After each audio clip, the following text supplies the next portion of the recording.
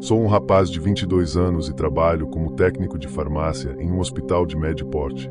Trabalho no turno da noite, das 18 às 4 da manhã, e sou responsável por abastecer as salas de cirurgia. Esse turno é por 5 dias seguidos, depois tenho 5 dias de folga. Trabalhar 5 dias é cansativo, mas os 7 dias de descanso são maravilhosos. Sério, trabalho de quinta a quarta-feira e, na minha sexta noite de trabalho, uma terça-feira, saí um pouco mais cedo para encontrar minha esposa na casa da tia dela, a cerca de 40 minutos de onde moramos. Ela estava cuidando dos primos pequenos enquanto a tia e o tio viajavam. A casa não tinha muro nem cortinas, então ela se sentia desconfortável nas noites que passou lá. No início, eu não fui porque era minha semana de trabalho e ela me disse que não fazia sentido ir para lá só para chegar às 5 da manhã e dormir quando o sol já estivesse nascendo.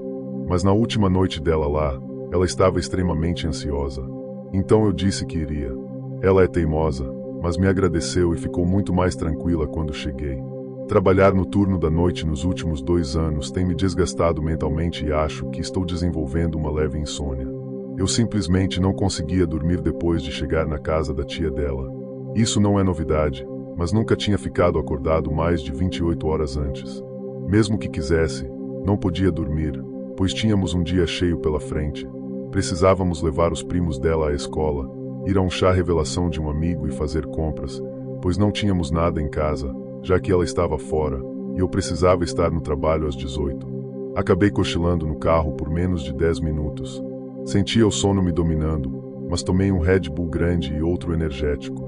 Quando cheguei ao trabalho, minha esposa me levou ao trabalho e foi me buscar porque meu carro estava com problemas nos freios e também porque nenhum de nós confiava em eu dirigir sem ter dormido. Era quarta-feira à noite agora e eu estava acordado desde as 14 da tarde de terça-feira. Meu turno começou tranquilo. Se eu me mantivesse ocupado, o cansaço não me pegaria. Coloquei meus fones de ouvido e comecei a ouvir música enquanto abastecia as salas de cirurgia com remédios. Era uma noite da semana, então ainda havia algumas cirurgias tarde da noite e o pessoal da limpeza estava limpando algumas salas de operação. Não é incomum alguém da equipe de cirurgia entrar na sala onde estou para pegar algo de que precisam, então geralmente me viro e pelo menos dou um sorriso e eles sorriem de volta. Eu estava focado abastecendo a máquina Omnicell e ouvindo música quando ouvi a porta atrás de mim se abrir. Ouvi o rangido agudo característico de uma porta precisando de óleo nas dobradiças. Houve aquele barulho alto de madeira pesada quando a porta se fechou. Então, como sempre, me virei para ver quem era, mas não havia ninguém lá. Não me preocupei muito. Talvez alguém tenha aberto a porta e visto que eu estava ali, decidindo ir para outra sala. Continuei meu trabalho. Ao empurrar meu carrinho para a próxima sala, a luz estava apagada. Abri a porta e juro que vi alguém agachado perto da máquina Omnicell, meando na lixeira de material perfuro-cortante. Se você não sabe o que é uma lixeira onde você descarta agulhas e frascos após o uso. Em vez de jogá-los no lixo comum, alguém já havia sido pego fazendo isso antes, procurando morfina e acabou sendo demitido. Liguei a luz e ia perguntar o que a pessoa estava fazendo, mas quando acendi, não havia ninguém ali. Agora eu já estava começando a me assustar. Não sabia o tempo exato em que começam as alucinações após mais de 24 horas sem dormir, então pensei que poderia estar imaginando coisas e precisei me acalmar. Terminei de abastecer as salas de cirurgia sem mais ocorrências e voltei para a farmácia. Às 2 da madrugada, todas as noites, temos que entregar medicamentos específicos para pacientes nos postos de enfermagem. Vou usar o 5º andar como exemplo de como os andares estão dispostos, mas cada número corresponde a um andar específico. Há 3 elevadores no meio do andar. Se você sai do elevador à esquerda, tem o lado 510 e o 520, e se vai para a direita, tem o lado 540 e o 550. Cada lado possui 2 alas com quartos numerados. Todos os andares são dispostos da mesma maneira, então cada ala tem 15 quartos de cada lado. Recentemente, o 5º andar estava passando por uma reforma, então nosso andar de transbordo, o 3º, era onde estavam os pacientes dessa ala. Fui subindo pelos andares, entregando medicamentos no posto de enfermagem em cada andar até chegar ao 5º. Fui pelo lado esquerdo, entreguei os remédios e decidi ver o andamento da reforma. Ao me aproximar, comecei a ficar incomodado. Não havia enfermeiros nem pacientes, apenas corredores longos e vazios. As salas de cirurgia já são desertas na maioria das noites, então estou acostumado a andar por lá sem problemas, mas ver quartos de pacientes vazios me deu arrepios. Caminhei devagar pelo corredor e ouvi um barulho que parecia uma das camas do hospital chacoalhando. Quando passei pelo quarto 55, vi rapidamente o que estava fazendo o barulho. Ao olhar para dentro, vi um homem idoso tremendo violentamente, como se estivesse tendo uma convulsão. Sangue escorria de seus olhos, nariz e boca, e ele emitia um som gorgolejante, apitando freneticamente, como quando um paciente está em parada cardíaca. Meu coração disparou e dei um passo rápido para trás em choque. Entrei rapidamente na sala, percebendo que ele precisava de ajuda médica, mas ao olhar de novo, juro, o homem havia desaparecido. A cama estava arrumada, o monitor estava desligado e não havia sinais de que alguém tinha estado naquele quarto por pelo menos um dia. Naquele momento, aí que estava definitivamente tendo alucinações. Voltei rapidamente para os elevadores e desci para o primeiro andar, onde fica a farmácia. Ao abrir a porta do elevador, um senhor com uniforme de segurança e cachado, o hospital entrou. Ele deu um tapa no meu ombro enquanto passava. Era o mesmo homem que eu tinha visto momentos antes, tendo uma convulsão e fazendo aqueles sons. Ele sorriu para mim enquanto as portas se fechavam e vi os números no painel subirem até o 5º andar. Eu não chamei o elevador para descer, mas o mesmo elevador desceu até o 1º andar e se abriu. Não havia ninguém ali. Corri de volta para a farmácia e me sentei em uma cadeira até minha esposa vir me buscar. Enquanto esperava, pesquisei sobre quanto tempo uma pessoa pode ficar acordada até começar a ter alucinações. Diziam que leva entre 30 a 48 horas e eu estava há 38 horas sem dormir, então fazia sentido. Quando saí para encontrar minha esposa no carro, olhei de volta para a janela do 5º andar e vi o mesmo homem olhando para mim. Tive arrepios enquanto entrava no carro. Não disse nada a ninguém sobre o que vi naquela noite. Não sei por que teria alucinado aquele homem específico, pois nunca o vi antes e ele não significa nada para mim. Ainda não tenho certeza se aquilo foi mesmo uma alucinação ou se o que vi era real. No entanto, parece muito ter sido real. Fui dormir assim que cheguei em casa. Faz menos de 2 horas desde que vi aquele homem. Por favor, curta e se inscreva se você está gostando. Continuamos. Meu nome é Santiago e o que vou contar aconteceu há alguns anos. Não sei se você ou sua audiência vão acreditar em mim, mas para ser sincero, isso não importa muito. Trabalhei durante quase 10 anos como guarda florestal em uma região rural perto de Novo Airão. A maioria dos dias era tranquilo. Meu trabalho consistia em patrulhar as trilhas, certificar-me de que os visitantes não ateassem fogo, de vez em quando, verificar se não havia animais mortos ou sinais de caçadores.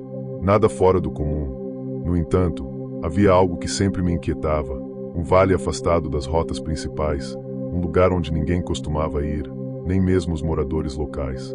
À primeira vista, não havia razão para evitá-lo. Era uma área verde e densa, com árvores altas e uma brisa fresca que tornava o lugar incrível, mas havia algo estranho naquele local, algo que eu nunca conseguia entender. A primeira vez que percebi que algo estava errado foi cerca de 1 ano antes do que vou te contar agora. Durante uma de minhas patrulhas regulares, encontrei uma cabra morta naquele vale.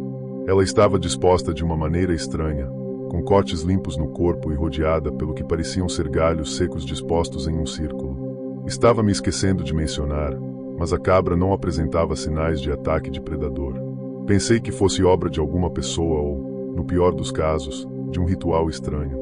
Informei meus superiores, mas eles não deram muita atenção. Disseram que provavelmente era obra de um animal maior ou apenas alguém tentando assustar. Ao longo daquele ano, encontrei mais animais mortos na mesma área, alguns menores, outros maiores, sempre dispostos de forma semelhante. Comecei a sentir que alguém ou algo usava aquele vale para algo além do consumo. Os galhos dispostos em formas estranhas, pequenos montes de pedras ou até restos de velas derretidas indicavam que algo estava sendo feito ali e não cheirava coisa boa. Mas, como esperado, meus superiores nunca deram importância. Coincidências, diziam eles. Numa noite, por volta das 9 horas, decidi patrulhar aquela área sozinho. Havia algo na minha cabeça que não me deixava em paz, como se uma voz me dissesse que eu precisava descobrir o que realmente acontecia ali. Levei minha lanterna, uma faca velha e meu rádio, caso algo desse errado. O ar estava mais frio do que o habitual e o vento que descia pelas árvores assobiava. Para quem nunca presenciou, como dizem, é realmente de gelar o sangue. À medida que adentrava o vale, comecei a notar que tudo estava mais silencioso do que o normal. Não se ouviam grilos, nem o murmúrio dos animais noturnos, apenas silêncio. Cheguei ao fundo do vale, onde a vegetação era mais densa e os galhos das árvores se entrelaçavam sobre minha cabeça, bloqueando quase toda a luz da lua. E foi ali que vi um grupo de mulheres, todas vestidas de preto, reunidas ao redor de uma pequena fogueira. A luz da fogueira mal iluminava suas figuras. Não eram muitas, talvez 5 ou 6, mas o que mais me assustou foi o que havia no centro do círculo que formavam. À primeira vista, pensei que fosse um monte de roupas velhas ou algum tipo de saco, mas logo percebi que estava errado. Era um corpo, o corpo de uma pessoa. Meu coração parecia que ia sair pela boca. Eu não acreditava no que estava vendo e uma parte de mim gritava que eu devia ir embora imediatamente, mas estava com medo de fazer barulho. Observando, enquanto aquelas mulheres se inclinavam sobre o cadáver e murmuravam coisas que eu não conseguia entender, a que parecia ser a líder do grupo, uma mulher mega idosa, erguia as mãos e começava a recitar algo em um tom bizarro. Não era nenhum idioma que já ouvi na vida, disso eu tinha certeza, mas as palavras, mesmo sem entendê-las, tinham um peso que oprimia meu peito. Escondi-me atrás de uma árvore, tentando não fazer barulho, mas tinha certeza de que, se uma delas virasse a cabeça, me veria. Mesmo à distância, pude ver claramente o que faziam. A idosa dirigia uma espécie de ritual, movendo as mãos sobre o cadáver de maneira quase reverente. De vez em quando, uma das outras mulheres se inclinava para pegar algo do chão, terra, folhas ou o que pareciam ser pequenos ossos, e depois depositava sobre o corpo. Minha respiração ficou pesada e foi nesse momento que uma das mulheres me viu. Não sei como aconteceu, mas assim que nossos olhares se cruzaram, o cântico cessou. A idosa levantou a cabeça e me olhou fixamente. Nunca esquecerei aquele olhar.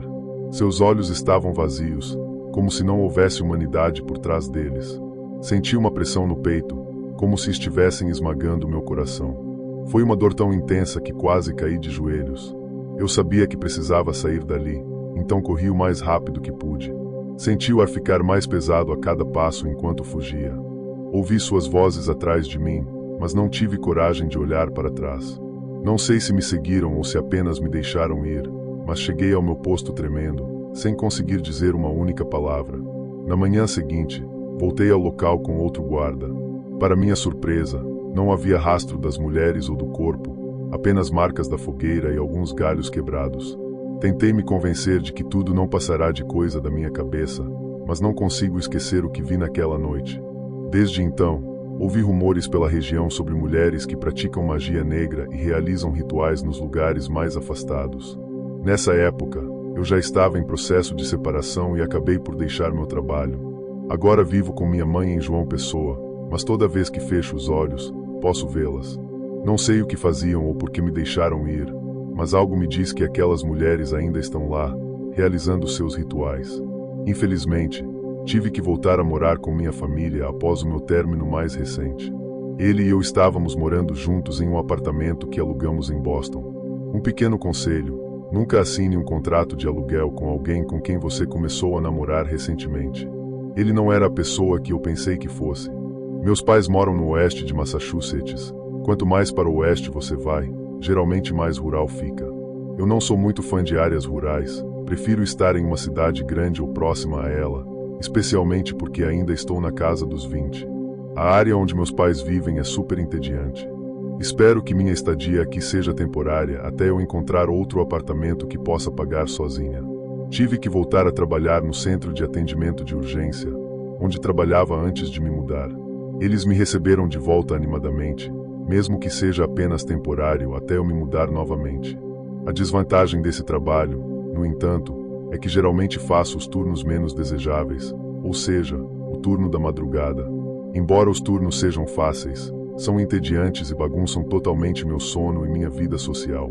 Não que minha vida social aqui seja das melhores.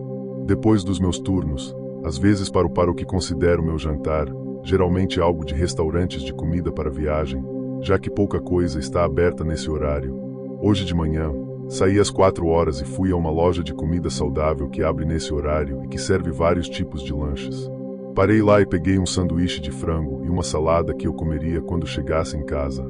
Também precisei parar para abastecer o carro, Então fui até o posto local, um dos poucos postos abertos nesse horário e que ficava no caminho de casa. O estacionamento desse posto é enorme, mas raramente vejo outros carros lá, mesmo durante o dia.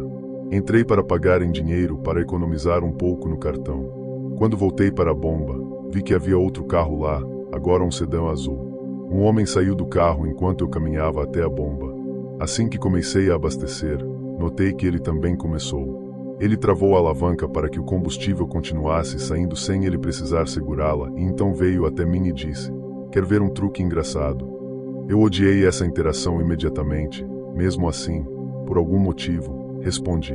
Ele começou a fazer aquele velho truque bobo de fingir que estava tirando o próprio dedo com a outra mão, apenas dobrando o dedo para baixo.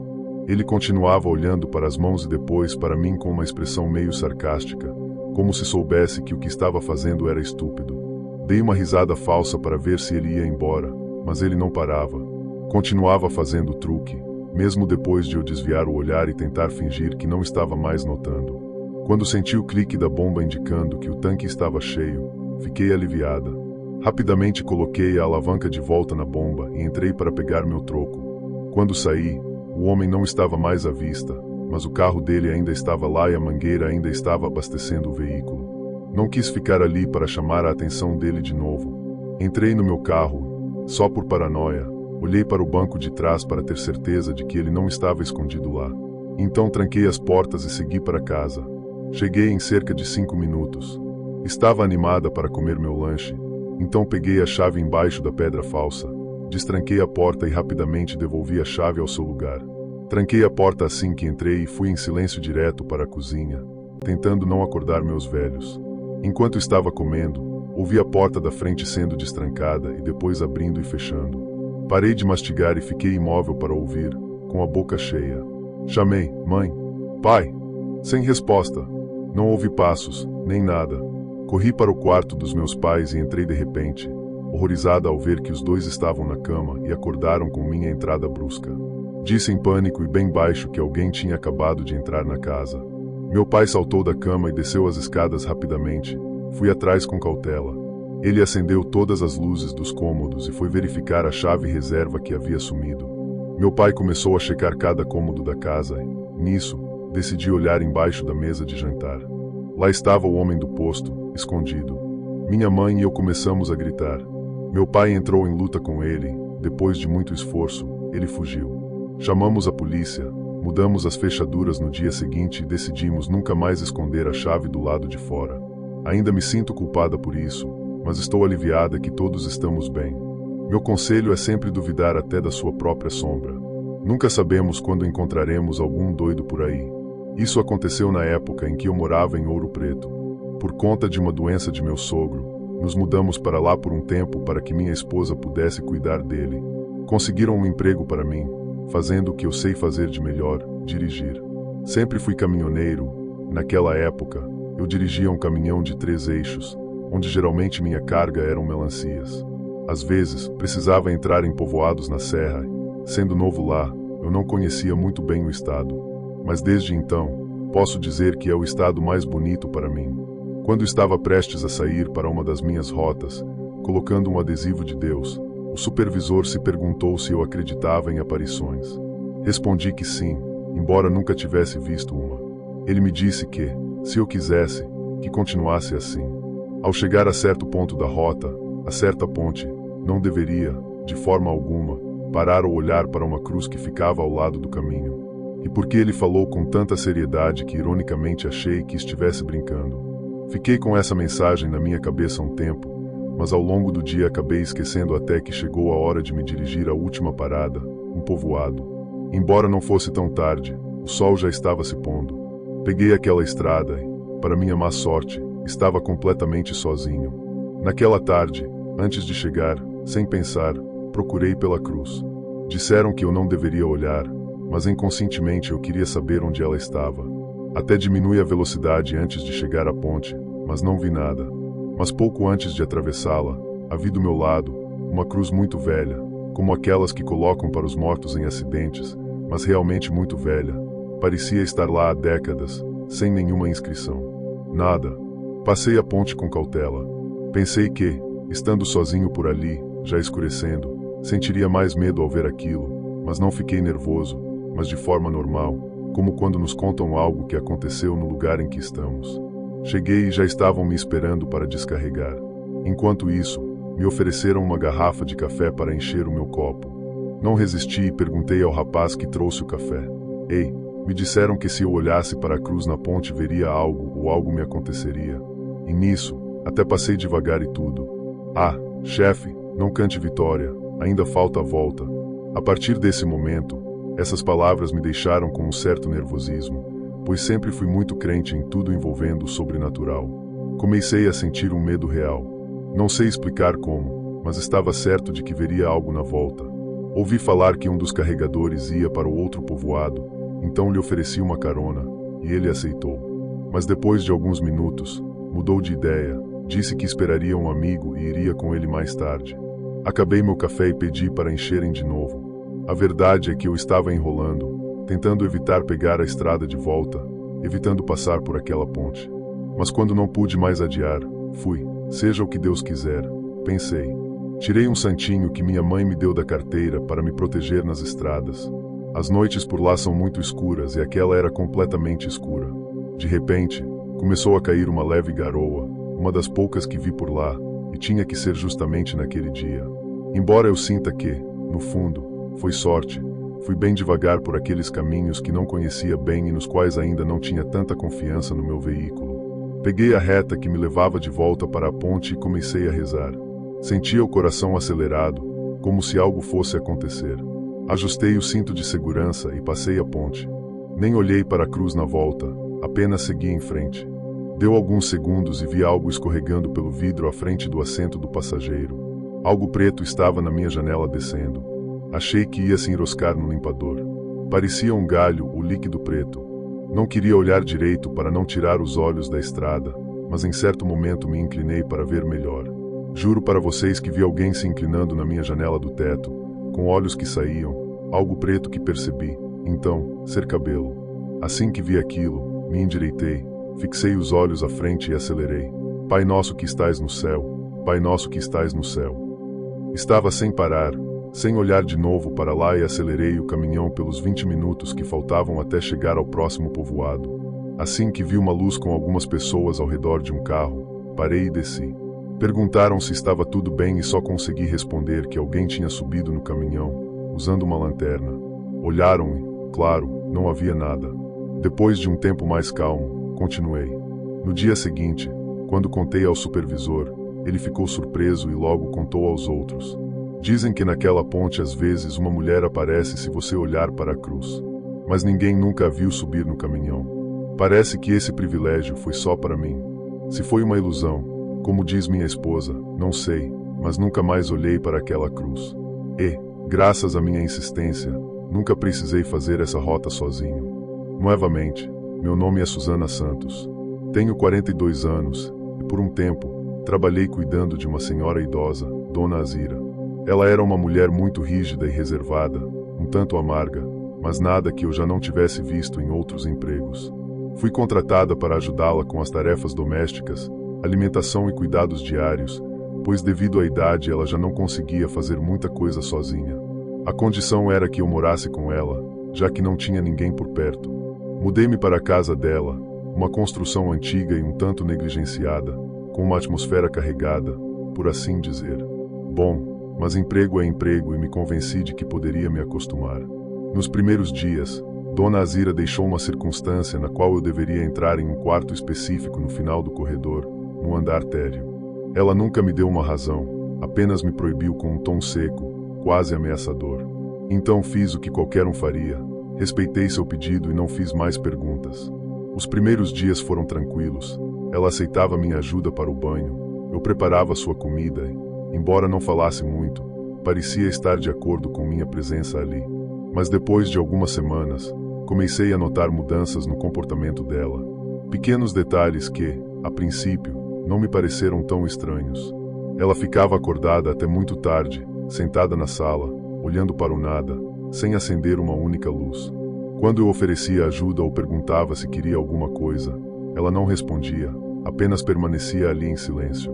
Após alguns dias, a situação piorou. Percebi que Dona Azira evitava qualquer tipo de contato comigo. Ela já não permitia que eu a ajudasse com coisas que costumava fazer, como tomar banho ou se trocar. Havia momentos em que a encontrava parada no corredor, olhando fixamente para um ponto na parede, com uma expressão vazia e perturbadora. Aquela expressão me deixava com os pelos arrepiados.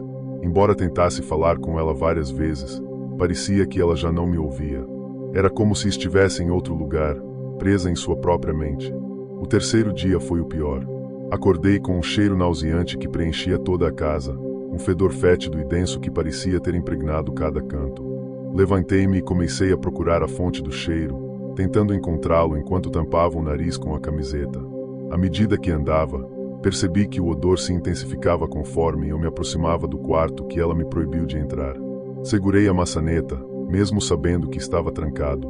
O cheiro era insuportável. Desesperada, fui procurar Dona Azira, mas não a encontrei em lugar algum da casa. Chamei por ela várias vezes e revi o banheirinho, mas ela não estava. Após os últimos eventos, sua saúde deteriorou. Ela se movia mais lentamente e com dificuldade, mas nunca pensei que algo assim pudesse acontecer. Finalmente, decidi chamar a polícia. Expliquei a situação, o cheiro na casa e que Dona Azira havia desaparecido. Eles chegaram pouco depois e inspecionaram a casa. Também perceberam o odor vindo do quarto trancado e tentaram abrir a porta. Mas, como estava trancada, não tiveram escolha senão arrombar a porta.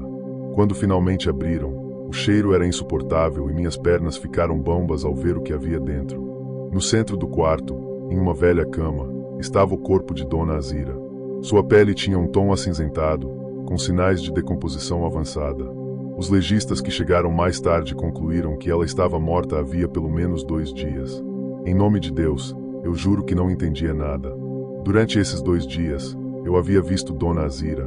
Havia visto ela se mover pela casa, me olhando com aqueles olhos vazios.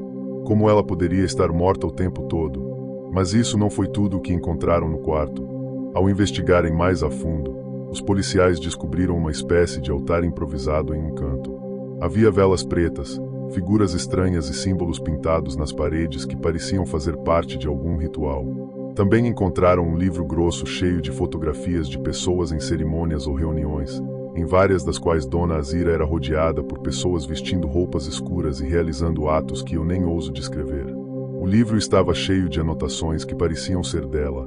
A polícia concluiu que em algum momento de sua vida, Azira havia se envolvido nesses rituais e talvez até os continuasse em segredo. Não pude permanecer muito tempo depois dessa descoberta. Com pouquinho dinheiro, mudei-me 2 dias depois, mas não fui a única a sentir a opressão daquele lugar. Quando a casa foi colocada para aluguel, fiquei sabendo que ninguém conseguiu ficar lá por muito tempo. Os novos inquilinos falavam de ruídos, sombras e aquela mesma sensação de algo sombrio que parecia habitar cada canto. Com o tempo, o local foi vendido para a prefeitura e construíram uma sede do CRAS. Correu o rumor de que algo havia ficado preso naquele lugar, algo que se alimentava da energia dos vivos. Nunca soube exatamente o que vi naqueles dias, nem como explicar o que aconteceu, mas tenho certeza de que Dona Azira, ou o que quer que tenha se apoderado de seu corpo, deixou algo sombrio naquele lugar. Só agradeço imensamente a Deus por nada ter me acompanhado, por nada ter se apegado a mim. Contava minha avó, que por sua vez foi contada pela dela, que durante a Revolução Mexicana, seus pais tinham muito pouco. Eles ganhavam a vida vendendo quinquilharias de um povoado para outro, viajavam com uma carroça puxada por um cavalo ou talvez por uma mula. Nunca me especificaram isso. O que é certo é que, graças a isso e à sua perseverança, conseguiram um meio de transporte melhor e até compraram um terreno onde construíram sua casa. Somos e sempre moramos em Guadalajara. Outro traço que caracteriza minha família é a profunda fé. Até onde nossa árvore genealógica alcança, todos são católicos devotos, agradecidos imensamente a Deus por tudo. A fé os manteve firmes nos momentos mais difíceis, e graças a isso, hoje colhemos os frutos dos esforços dos antepassados da minha avó para progredir na vida. Essa crença não veio do nada. Há várias histórias na minha família que comprovam que o sagrado se manifesta de diversas formas. Por exemplo, uma dessas histórias aconteceu comigo.